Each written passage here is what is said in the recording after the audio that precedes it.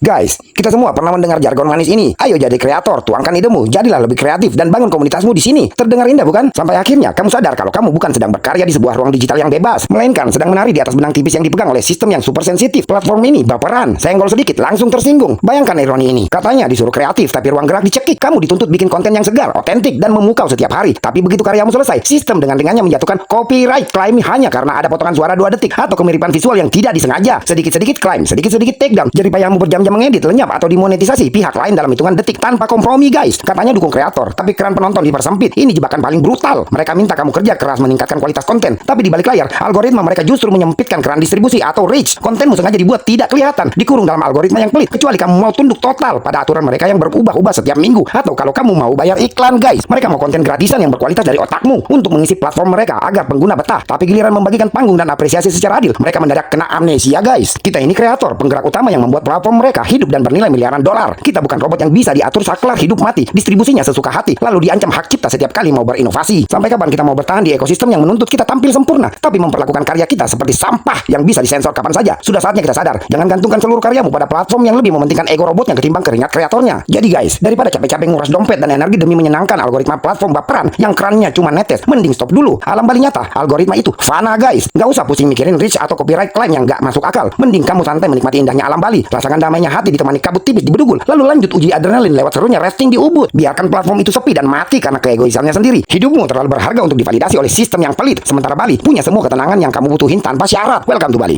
Guys, bagi mereka yang mabuk oleh hingar-bingar kuta atau kepalsuan glamor canggu, Sanur mungkin tampak seperti landscape yang tertidur. Namun di balik ketenangannya, Sanur menyimpan pemberontakan yang anggun. Ketika seluruh dunia dipaksa berputar dalam poros modernisasi yang gila dan bising, Sanur dengan angkuh menolak untuk tunduk. Di sini, waktu tidak berjalan. Ia berlutut tunduk pada irama ombak yang tenang dan hembusan angin yang magis, guys. Pantai Sanur bukan sekadar pertemuan antara daratan dan air asin. Ia adalah kanvas mistis tempat sang surya lahir setiap pagi. Berdiri di pesisirnya sebelum fajar adalah sebuah pengalaman provokatif bagi jiwa. Jadi guys, di saat garis pantai lain masih bersembunyi dalam gelap, Sanur telah menelanjangi dirinya dalam balutan cahaya keemasan yang dramatis. Ini bukan sekadar tempat berlibur. Ini adalah altar pemujaan bagi mereka yang rindu menemukan kembali diri mereka yang hilang di sela-sela rutinitas yang menjemukan, guys. Nah guys, ada alasan psikologis dan emosional yang mendalam mengapa wisatawan domestik atau wisdom selalu menaruh hati pada Sanur, menjadikannya pelarian yang tak pernah membosankan. Pertama, nostalgia dan kedamaian yang autentik. Di tengah gempuran tren wisata yang serba instan dan buatan, Sanur menawarkan keaslian yang dirindukan wisdom. Sanur adalah wajah Bali yang jujur. Ketentraman di sini memberikan efek terapi psikologis yang dicari oleh masyarakat urban Indonesia yang lelah dengan kemacetan dan tekanan mental kota besar, guys. Kedua, ritual sunrise yang mengguncang jiwa. Bagi wisdom, momen menyaksikan matahari terbit di Sanur bukan sekadar aktivitas visual, melainkan sebuah ritual spiritual. Menyaksikan fajar menyingsing di balik siluet Gunung Agung dari pantai matahari terbit memicu rasa syukur yang mendalam. Sebuah kemewahan yang mustahil didapatkan di jendela apartemen atau gedung perkantoran Jakarta atau Surabaya. Ketiga, sinergi kuliner legendaris dan budaya. Sanur memanjakan lidah wisdom dengan cara yang sangat akrab namun istimewa, guys. Siapa yang bisa menolak aroma kuah sup kepala ikan Mak Beng yang ikonik atau kehangatan nasi campur menweti di pinggir pantai? Kuliner di Sanur bukan sekadar makanan, melainkan tradisi yang rasanya tetap konsisten melintasi generasi, guys. Keempat, ramah keluarga dan aksesibilitas tanpa batas. Pantai Sanur memiliki ombak yang tenang berkat keberadaan selat karang alami. Ini menjadikannya surga yang aman untuk anak-anak bermain air dan lansia untuk berjalan santai di sepanjang paving tracknya. Jalurnya yang lurus dan rapi sangat cocok untuk bersepeda pagi, guys, memberikan rasa nyaman yang inklusif untuk seluruh anggota keluarga. Jadi guys, sesungguhnya Sanur tidak pernah meminta kamu untuk datang dengan pakaian terbaik atau topping sosial kamu. Ia menerima kamu apa adanya dengan segala lelah dan kerinduan kamu. Setiap sudut pantainya, setiap kayuhan sepeda di bawah pohon rindang, dan setiap sendok kuliner legendarisnya adalah bisikan halus yang selalu berhasil menarik kamu kembali. Jadi, ketik kembali tiket kamu. Sanur dengan fajar kemasan yang abadi sedang menunggu kamu untuk kembali. Welcome to Bali.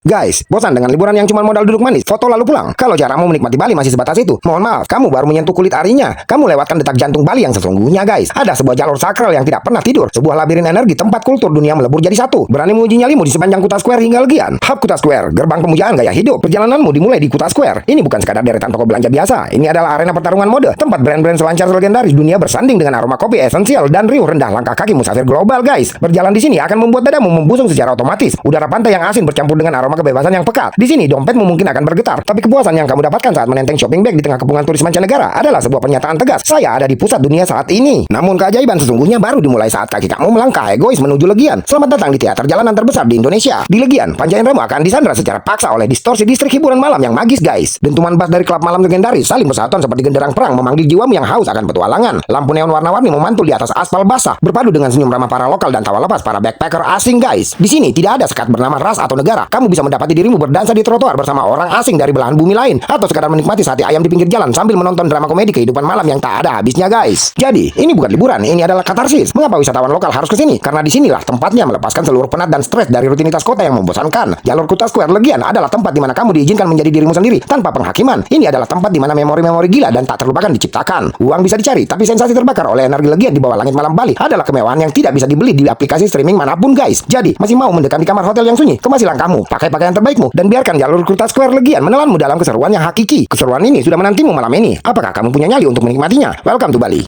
Guys, Bali tidak pernah meminta untuk dipuja, namun dunia sepakat menempatkannya di altar tertinggi pariwisata global. Dari resort megah yang memeluk tebing Uluwatu hingga ketenangan magis di pelosok Ubud, Pulau Dewata adalah definisi nyata dari sebuah kemewahan yang syarat spiritualitas. Bali bukan destinasi recehan, ia adalah ruang di mana kualitas berbanding lurus dengan harga. Namun belakangan ini, sebuah fenomena menggelikan sekaligus memuakkan mulai mengikis ruang publik. Muncul segelintir manusia yang berisik, sibuk membangun narasi destruktif untuk mendiskreditkan Bali. Siapa mereka? Golongan pertama, kaum mentalitas gratisan selera sultan. Mereka datang membawa dompet tipis namun dengan ego yang setinggi langit, menginap di akomodasi kelas bawah, bermodal budget yang sangat minim, tetapi menuntut pelayanan layaknya tamu VVIP di hotel bintang 5, guys. Ketika realitas melampar wajah mereka bahwa uang Rp10.000 tidak akan pernah bisa membeli ketenangan privat atau pelayanan kelas dunia, mereka mulai mengamuk di media sosial. Mereka mengutuk keramahan lokal, menghujat harga makanan, dan menuduh Bali telah kehilangan jiwanya. Padahal masalahnya sederhana, mereka lupa pada hukum paling purba dalam perdagangan. Ada harga, ada kualitas. Kamu tidak bisa membayar seharga jelata tetapi meminta dihormati layaknya raja, guys. Golongan kedua, pengidap FOMO yang terjebak kemiskinan finansial. Indikasi kedua jauh lebih menyedihkan. Mereka adalah barisan manusia yang sangat ingin menginjakkan kaki di pasir putih Bali. Namun, jangankan tiket pesawat, isi rekening mereka pun masih megap-megap untuk sekadar bertahan di realitas harian. Akibat dari rasa frustasi dan ketidakmampuan finansial ini, lahirlah nyinyiran yang tidak berkesudahan, guys. Mereka memandang Bali dengan penuh rasa iri yang menyamar sebagai kritik. Bali sudah terlalu ramai, Bali overrated, atau lebih baik ke destinasi lain yang lebih murah. Narasi-narasi provokatif sengaja dilemparkan ke ruang cyber demi menghibur diri atas ketidakmampuan mereka sendiri. Ini adalah mekanisme pertahanan diri yang primitif. Jika kamu tidak mampu memilikinya, maka hancurkan reputasinya. Akhir kata, Bali tetap berdiri megah. Umpatan dan upaya diskredit dari segelintir orang ini tidak akan pernah mampu meruntuhkan pesona Bali. Pulau ini telah melewati berbagai ujian zaman, bahkan hingga pandemi. Bagi mereka yang terus nyinyir dan gagal paham akan konsep value for money, Bali akan tetap menjadi destinasi yang tak terjangkau baik secara finansial maupun secara kelas berpikir. Sederhananya, jika kamu belum siap dengan standar dan harga Bali, perbaiki dulu isi dompet dan cara pandang kamu, bukan malah merusak nama baik pulau yang menghidupi jutaan jiwa dengan keindahannya. Welcome to Bali.